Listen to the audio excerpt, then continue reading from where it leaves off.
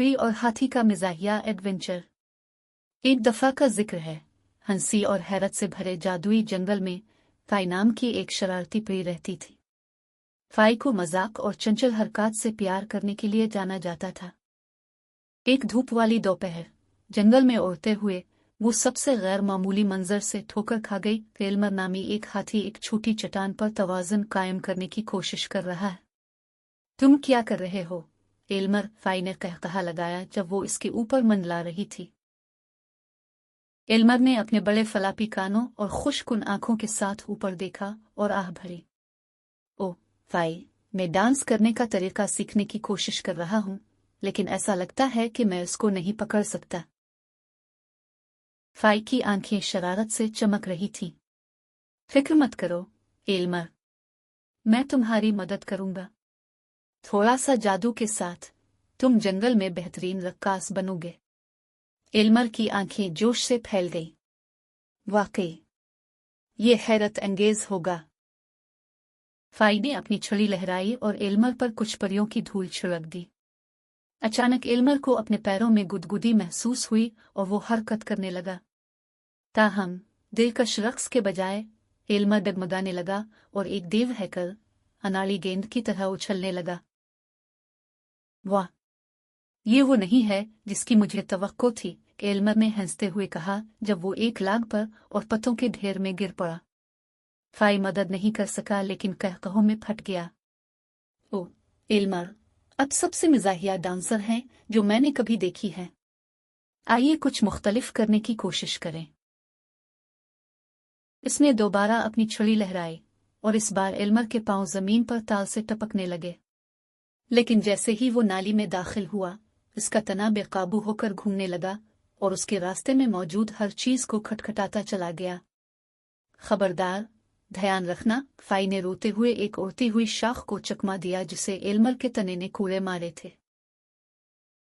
Elmer ने अपने तने पर काबू पाने की कोशिश की, लेकिन इसका अपना जहन था जिसकी वजह से अफरा तफरी का तूफान आया।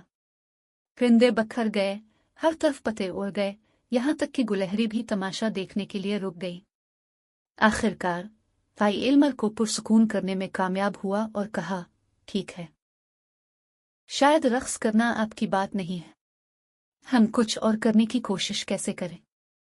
एल्मर अभी तक रक्स की तबाही से हंस रहा था, बेताबी से सर हिलाया। जरूर फाई, तुम्हारे जहन में क्या है?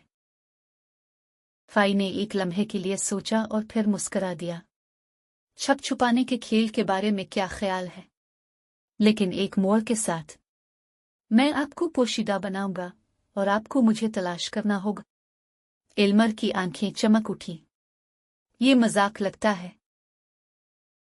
अपनी छड़ी के एक झटके से फाई ने एल्मर को पोशीदा कर दिया। बड़ा हाथी नन्ही प्री को ढूंढने की कोशिश करने लगा, लेकिन जब भी वो करीब आता, फाई कुछ परियों की धूल छिड़कता और एक कहकहा लगाकर दूर जाता। कई मिजाहिया कोशिशों के बाद एल्मर ने आखिरकार अपनी हंसी की पगडंडी पर चलते हुए फाई को पकड़ लिया। हुआ, इसने चीख कर कहा। इसके सामने दोबारा नमूदार हुआ। फाई ने हंसकर तालियां बजाईं। बहुत खूब एल्मर, तुम इस खेल में फितरी हो।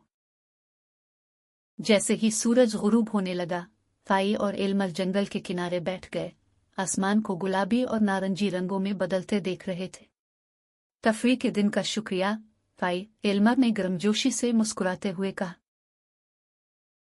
किसी भी वक्त एल्मर, फाई ने जवाब दिया। उसकी आंखें चमक रही थीं। किसे मालूम था कि एक हाथी और परी एक साथ इतना मजा कर सकते हैं। इस दिन से फाई और एल्मर बेहतरीन दोस्त बन गए। हमेशा एक दूसरे को हंसाने और जंगल के जादू से लुत्फ अंदोज होने के नए तरीके तलाश करते हैं।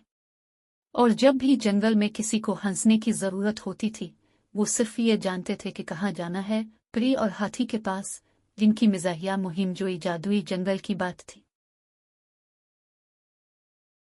Subscribe and press the bell icon.